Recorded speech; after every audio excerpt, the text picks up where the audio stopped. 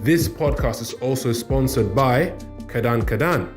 Kadan Kadan is a new groupage app that allows you to share space within a shipping container so that you can save costs when it comes to your logistics and transportation. Visit kadankadan.com to learn more or visit the Instagram page Kadan Kadan Official. Good morning, everyone. This is Malobi from the Kadan Kadan podcast. Melvin's teas, and we're going to speak to Flora a little bit about her journey, her business, all about the tea space in Kenya. I know that tea is a major export for Kenya. So for other people around Africa, it would be good for you guys to learn about this value chain and see what opportunities are there for you. Good afternoon, or is it good morning over there? What time is it over there, Flora? Is it morning, afternoon? It's good afternoon. It's 2 o'clock. Okay, fantastic. Good afternoon. How's it over there? Whereabouts are you right now? I'm in Nairobi. I'm actually at the factory where we process and flavor the tea. Fantastic.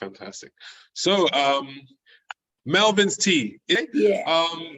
So, and this Melvin's tea brand, is it your company? Do you have a co-founder? What's the kind of story behind the creation of tea? Yes, it is my company. I developed it. I didn't sort of go into employment. I took the entrepreneurial route. But a couple of years in, I introduced my brother, so I could say we are two directors. And I'm the creative, and he's very good at operations. So we make a brilliant team. That's beautiful. Okay, so now we know a little bit about the brand name, who's behind the brand.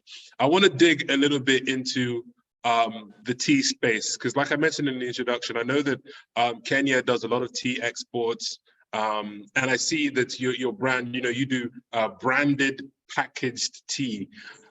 So can you tell us a little bit about what you know about tea in Kenya and what tea means for the Kenyan people, economy, etc.?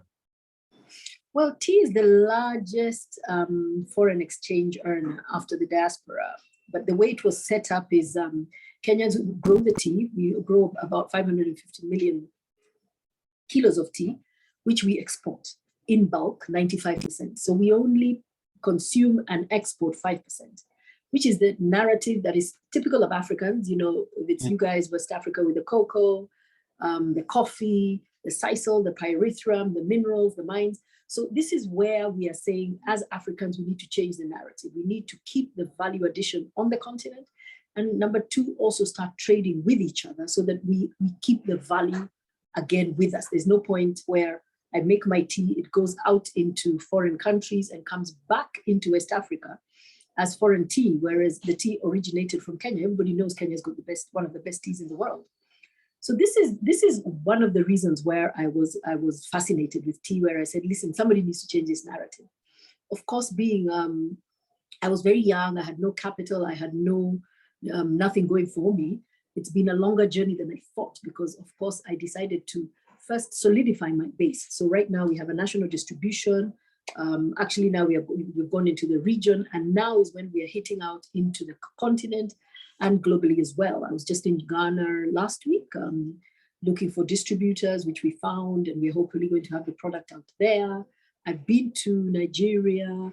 We have our product out in South Africa. So the whole idea is to really develop value on the continent and make sure that we do a lot of African trade. And so this whole African Continental Free Trade Agreement is really music to our ears, because not only payments, we're also happy and proud to source from each other. We're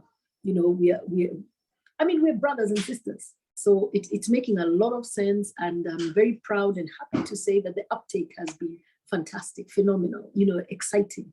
People are calling, how can I get more? What can I do? And similarly, when I was in Ghana, I was there with the shea butter, the clothing, of course, being a lady, and really, really excited to interact with each other's products. And I think we need to see more of this, and especially when we start sorting out the payment, which is coming. I know the banks now have a payment where I don't have to buy dollars to pay somebody in Ghana. I just go through a couple of banks, and we don't even have to change currency. So the narrative is changing. It's a very, very exciting time.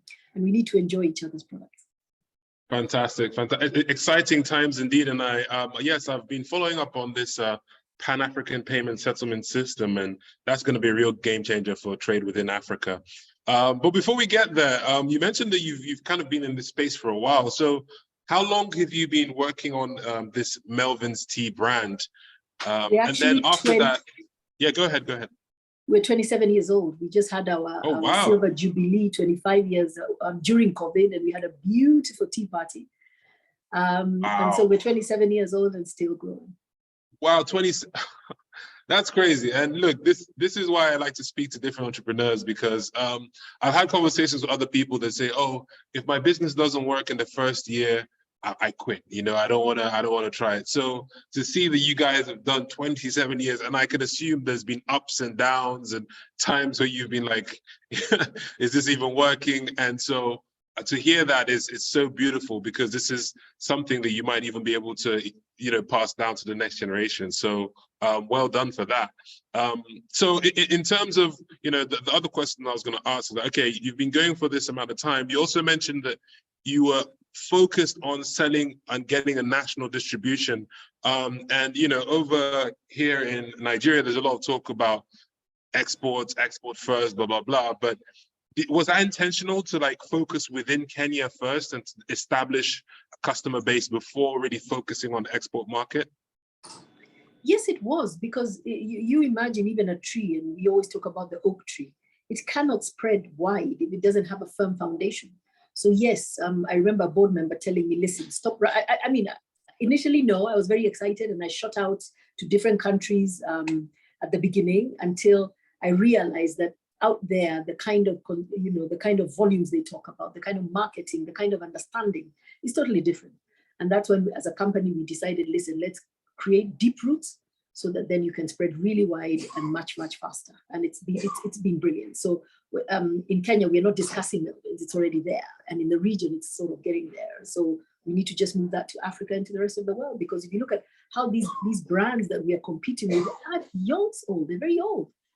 So you can't expect to get up and shoot out into a foreign market and sort of succeed. Who are you? What kind of capital base do you have, etc.? So yes, exactly. It was a very intentional move. But I must say, I was bitten once or twice, trying to be super excited. We're going to definitely get onto those bites, because I think it's from those lessons that other people that are listening in can really avoid those pitfalls. But, you know, in fact, for me, I say failure is feedback. So I went to the States twice. I went to the UK and I failed, but that was feedback. And that's when I decided, listen, you know, create deep roots so that you can weather any storm. Okay, can you talk about that a little bit, actually? Because you mentioned that, like, yes, at the beginning you were a bit excited to go out there, get out in an export space, went to the UK and US. So can you tell us about those you know, experiences and sort of feedback that you got going through those routes first, and the lessons you learned? Well, first of all, it was more a guided initiative through, I think it was a US aid program, and the other one was a UK aid program. And they said, listen, SMEs, we can take you out there. So they'll pay your way. So you just get excited and get on this bandwagon and go and start, you know, putting your product out there. And then you look and see your packaging doesn't match up. You know, even to get FDA registration is a whole thing you did not understand. So we did that. And the second route, we actually became FDA registered and took the product out there. And the first order somebody's telling you is, can I have this drop ship to 6 states on this day, this volume? And you're looking at even the order level, you can't even understand it. You need somebody to help you understand it. So that is when I decided, listen, you know, this is not child's play. Come back, create a good base so that you'd be able to actually go out and you know, and really make good sense and make money. I think I pretty much got. So can you just say that last bit, because I got pretty much 3/4 of it, but it was just a call that came through. So what happens? It was an aid program. So USAID and UK aid sort of paid it, and I got excited and went. But when I got even a probable order, I couldn't even understand the English. You know, drop shipment. You know, such and such a day. The terms were 30 by 90. I mean, it was something else. So that's what made me realize that I was not ready. And then the numbers that were also pretty huge. So that's what made me take a step back and say, you know what, let me actually build a firm foundation so that I can go out. And that's what we've done. And now we've began going out. We've got our products in perhaps most of the continents. And our work now is to just build the volumes that we want to see. Yeah, that's really interesting. And what I really get excited about is the fact that you're building a brand, as opposed to trading. You know, not just exporting. Yes, exactly, because we've been doing teas for a long time in Africa, and we do need more brands. And that's something that I've learned as well, because you know, when you're beholden to the markets, basically. If the price of this goes down, also you must reduce your price. So it's really important that we actually start building long-lasting brands in Africa that we can sell internationally. So that's really, really interesting. Okay, and also, how do you, everything as you went along, entrepreneur, going online, when it comes to like marketing, branding, you know, all these things, was it all self-taught? Yes, I must say, because okay, I did a degree in accounting and finance, so I sort of I understood business. I also came from a very entrepreneurial background. But yes, I must say the skills of marketing and branding was not down my street. And what I did is, and I do this all the time, I keep saying I never sleep with a problem. If I have a problem, I will actually go out and look for somebody. So I looked for someone I was introduced to who was very good in marketing and very practical. So it wasn't about throwing big names at me. It was really very, very pragmatic ways of approaching the market. Of course, you can imagine I've read Guerrilla Marketing 101, Marketing for Dummies, Marketing Kits, etc. And slowly I sort of built that muscle until obviously we could begin to afford agencies. But I do tend to find that even to date, I struggle with agencies because they tend to come, you know, they don't tend to be as pragmatic as I'm used to being. So it's always a dance really about professionalism and pragmatism. Okay, very interesting, very interesting. Okay, so now I want to get a little bit into the kind of nitty-gritty operationally of, you know, your business. You know, do you own farms? Do you work with cooperatives? And then how does that get to Nairobi? Does Nairobi have farms around the city? Can you tell us a little bit about the kind of supply chain and structure that you have? Well, first of all, I was brought up on a farm. We had a farm of tea and we spent our holidays there. Little did I know that this is a product I'm going to continue to engage with. But no, tea is actually, because from the farm, once you pick the product, it goes to a factory that actually makes the tea. And you can either make what they call CTC, which is cut, tear, curl, the little tea, the black tea that we know, or they can roll the tea. And that's the one you put in water and it opens up. So we tend to buy from the factories. And then we bring it to the factory, to us here, and then we blend, flavor, and then package for market. Nairobi really has no factories, but just on the outskirts of Nairobi, from Tigoni, Limuru, there are factories, Roiro, there are factories in those areas where you know, you can actually see beautiful tea.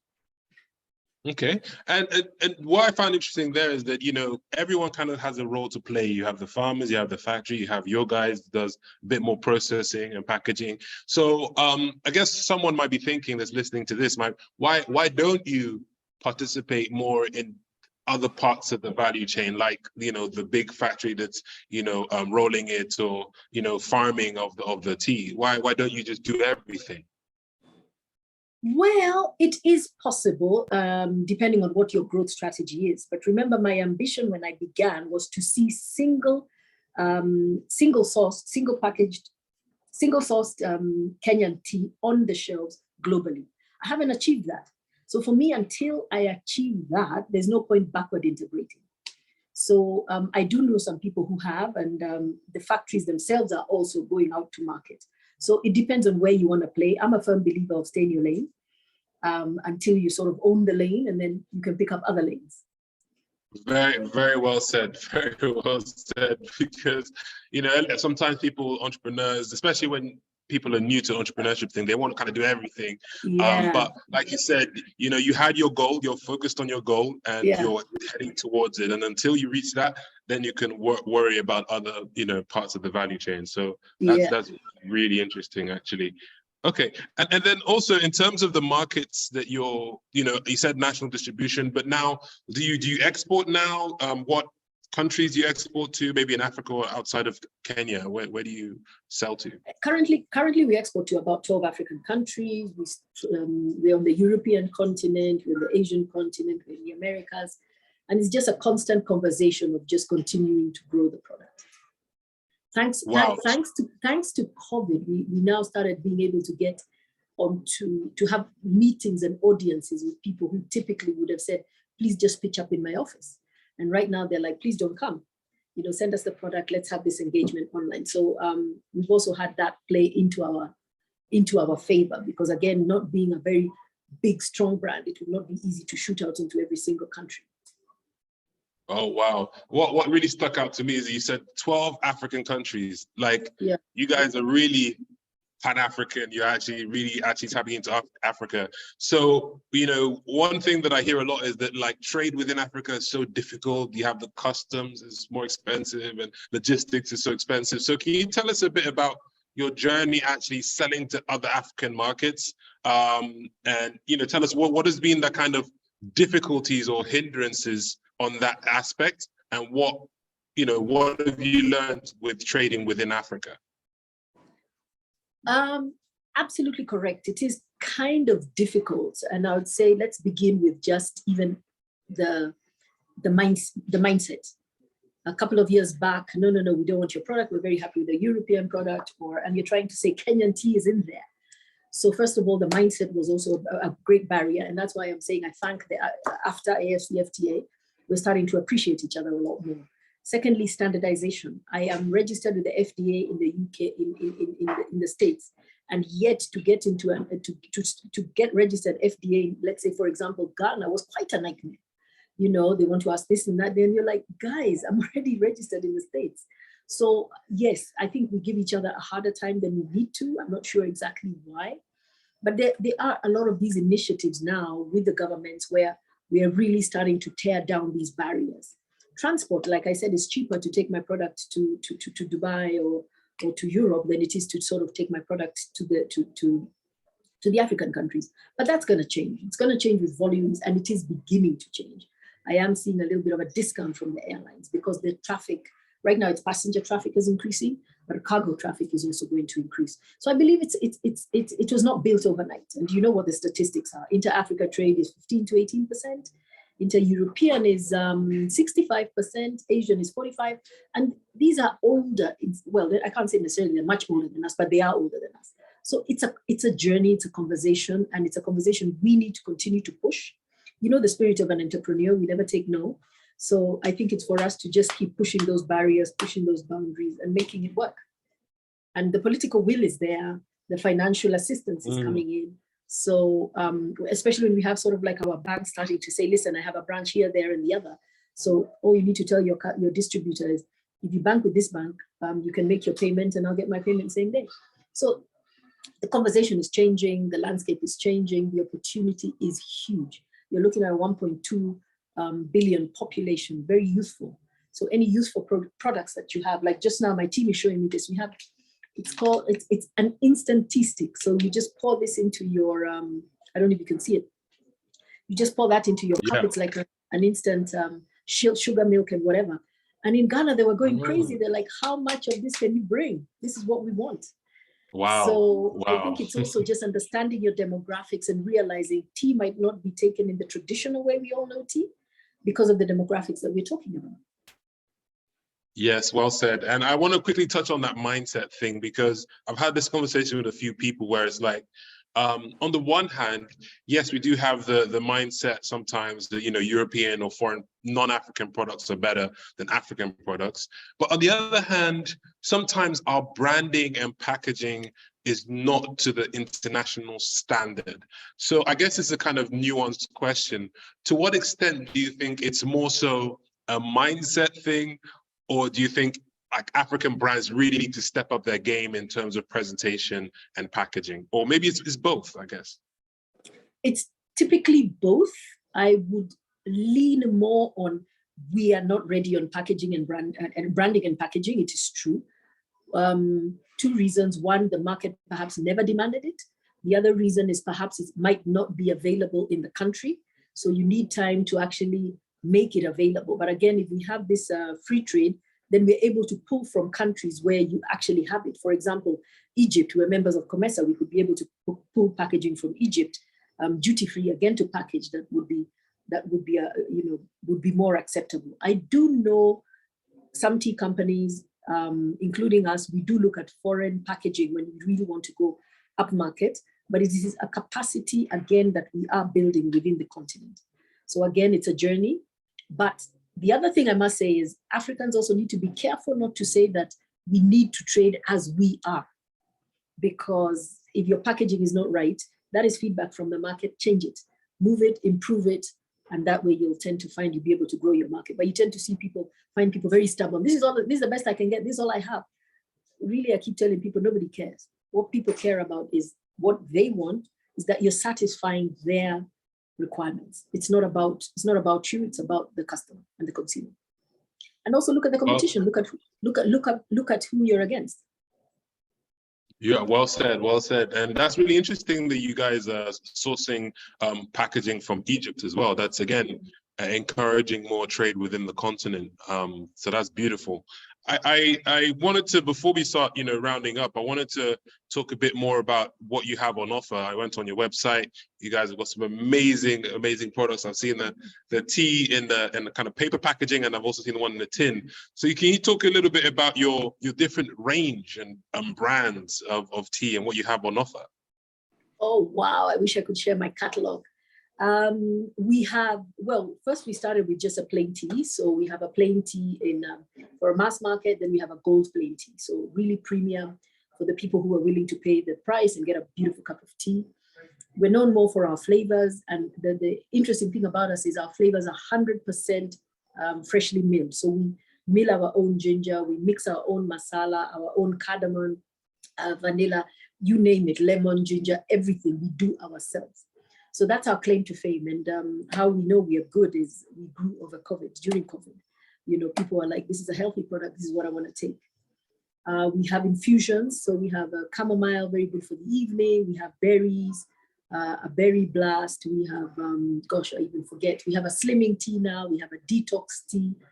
And that's why we're saying now we've gone into the youth, and we've seen, the youth wanted tea on the go. We call it tea on the go, which are the tea sticks that I was mentioning. We have it in that. We have it in a ginger packaging for people who want to just snip it and move on.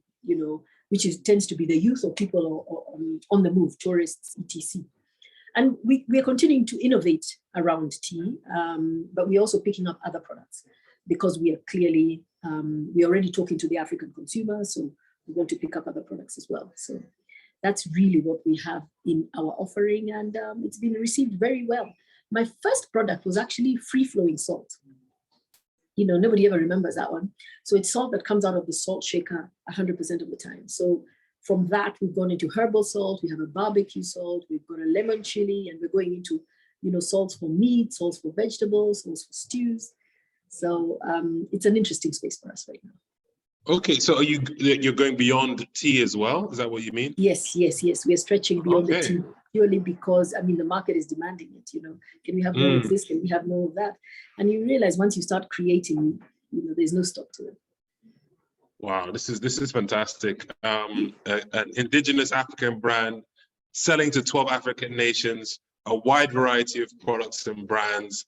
And globally, we're selling globally too. And globally, internationally, been going for over 2 decades. Like this is the kind of story that we love to hear. And, I'm so excited for you guys and what you guys are doing. So, just to round up, I wanted to get a bit of, where you think maybe opportunities may lie for people, maybe not necessarily in exactly what you're doing, but maybe there's been things around what you guys do that has been challenging. I'll give you an example. Maybe logistics has been an issue, or packaging, or anything that has made it more difficult for your company to grow, and you think other entrepreneurs might be able to step in and sort of fill in that gap. Is there anything that you think in Kenya or around Africa?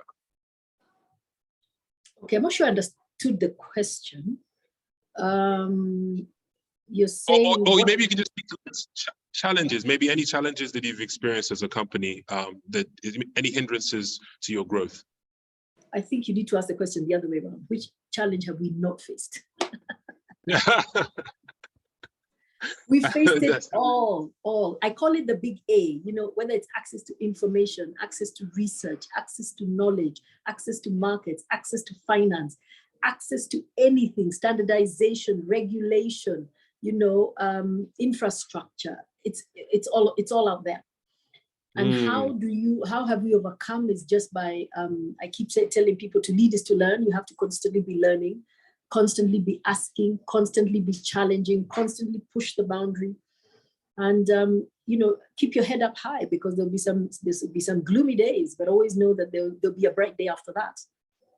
So it's really just developing a resilience. And I believe being African already, we do have a bit more of a resilience and really just sticking it out there.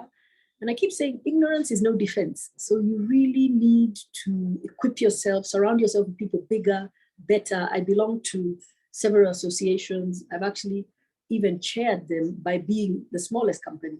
But funnily enough, they found it interesting to allow me to chair the positions. But that then put me in the room with really big companies, really big organizations.